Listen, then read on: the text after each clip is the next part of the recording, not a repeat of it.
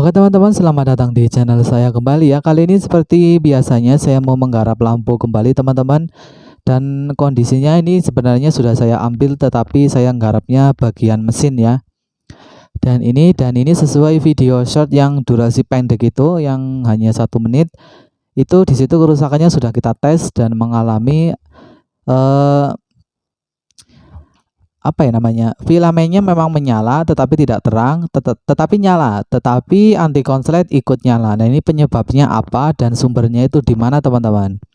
Oke, setelah saya telusuri, saya menemukan ada 2 buah komponen yang mengalami kerusakan di sini. Saya akan sediakan avometer untuk pengecekan.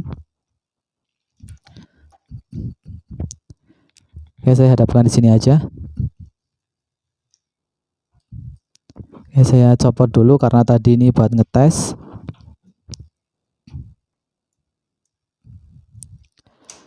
Di sini yang saya curigai ada pada 2 komponen yang membuat lampu ini menjadi kenapa lampunya memang menyala tetapi anti konslet ikut menyala teman-teman. Nah, di sini saya menemukan ada 2 buah dioda yang setelah saya bolak-balik min plusnya ternyata konslet teman-teman. Nah, ini ada pada dioda 3 dan dioda D1 ya. Ini D1, bentar saya fokuskan. Nah, D1 ini dan D3. Kalau tidak percaya, mari kita tes mengukur dengan multitester ya. Kalau sampai ini arusnya dibolak-balik masih saja jarum bergerak, berarti ini memang benar-benar rusak teman-teman. Saya mulai di D1-nya, teman-teman perhatikan di avometernya aja. Oke, bergerak ya D1-nya, kita balik min plusnya. Oke, saya balik min plusnya akan.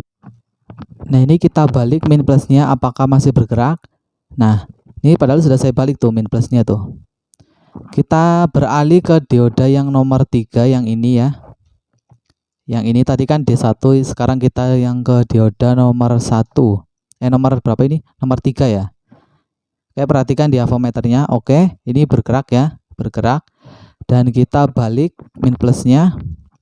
Masih juga bergerak. Nah, ini berarti kedua dioda ini adalah sudah konslet. Nah, karena di sini dioda SMD yang model tempel ini tidak ada, saya ngambil dari bekas cabutan aja teman-teman, karena tidak ada spare partnya gitu ya. Kalaupun dioda yang pakai model gelang, saya kebetulan nggak lagi sedia teman-teman, jadi ngambil aja dari bekas nggak apa-apa, dari mesin LHE yang nggak terpakai. Yang penting diodanya nggak konslet dan bisa kita pakai untuk mengganti dioda 2 ini yang rusak gitu ya. Nah, contohnya seperti ini sudah saya ambil contoh. Ini bagian dioda satunya yang ini ya. Ini D1 dan ini D3. Ini tidak konslet, nanti kita bisa ambil buat ganti mesin yang tadi konslet ini ya. Nah, untuk selanjutnya, karena ini sudah tidak saya pakai tuh, sudah saya ambil komponen-komponennya gitu. Jadi kalau teman-teman, saran saya sih kalau punya bekas mesin LHE jangan dibuang dulu ya. Siapa tahu nanti spare partnya jikalau teman-teman tidak punya komponen buat pengganti dari mesin yang sudah nggak layak servis, bisa di komponennya masih bisa ada yang bisa kita perlukan lagi gitu.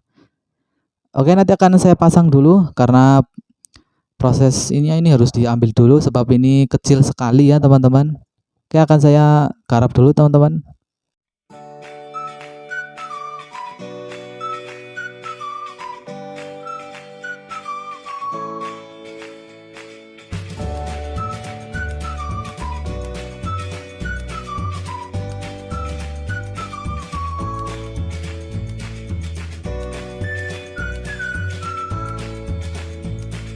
Nah, setelah kita selesai melakukan pergantian model dioda SMD tadi yang kita ngambil dari cabutan, intinya catatan saya di sini, jikalau teman-teman mau mengganti dioda juga yang seperti ini ya, model SMD, entah itu SMD entah itu yang model seperti gelang yang panjang itu, yang saya tekankan di sini adalah catatan saya, kalian harus benar memasang min plusnya gitu ya.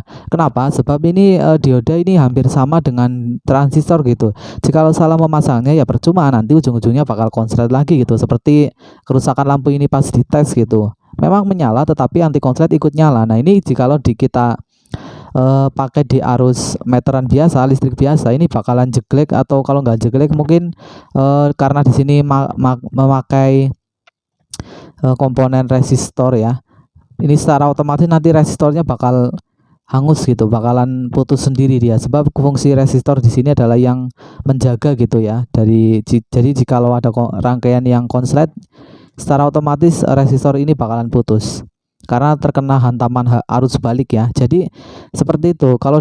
Kalau memasang dioda itu harus benar. Jadi tanda-tanda yang plus itu yang seperti apa, min seperti apa, kalian harus tahu.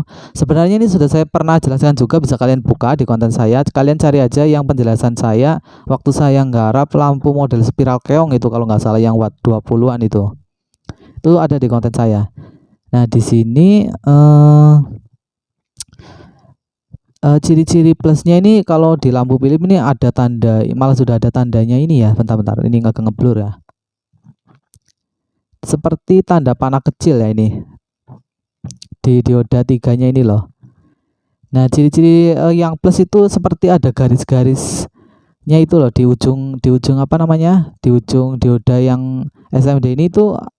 Yang plus itu ada tanda-tanda apa ya namanya, yang kayak diarsir gitulah, garis-garis 3 gitu teman-teman. Jadi itu yang plus. Kalau yang min itu yang polos, nggak ada garis-garisnya gitu. Ini kalau kalian sudah tahu, bisa melihatnya secara langsung, kalian pasti paham. Tetapi kalau saya jelaskan secara seperti ini nih, karena di kamera tidak terlalu jelas, berarti ya intinya kalau kalian praktek sendiri pasti kalian tahu gitu. Nah, karena sudah kita ganti dengan dioda yang kita ambil dari cabutan ini, sebelum kita memakai lampu ini apakah sudah aman bisa kita pakai, alangkah baiknya kita mengecek terlebih dahulu apakah ini sudah berhasil diperbaiki atau belum ya. Takutnya malah nanti jadi konslet lagi gitu ya. Oke, saya rakit di sini teman-teman. Semoga ini sudah tidak konslet lagi, jadi biar apa namanya, pusatnya hanya di dioda gitu ya. Oke, kita colokkan, ini hanya untuk mengetes doang ya filamennya. Nah, ini sudah mulai terang dan anti konsletnya aman teman-teman, bisa teman-teman lihat itu. Nah, tidak nyala lagi kan, kalau tadi itu kan nyala berbarengan gitu, ininya nyala, itu juga anti konsletnya nyala gitu. Berarti di sini yang kita temukan berpusat hanya pada dioda SMD yang sudah rusak, yaitu di dioda 1 dan dioda 3. Ya, kiranya seperti itu aja ya teman-teman. Semoga kalian juga bisa belajar dari penjelasan saya ini. Jikalau mungkin masih ada kata-kata saya yang membuat kalian itu bingung, bisa kalian tanyakan aja di kolom komentar. Sebisa mungkin pasti akan saya jawab gitu.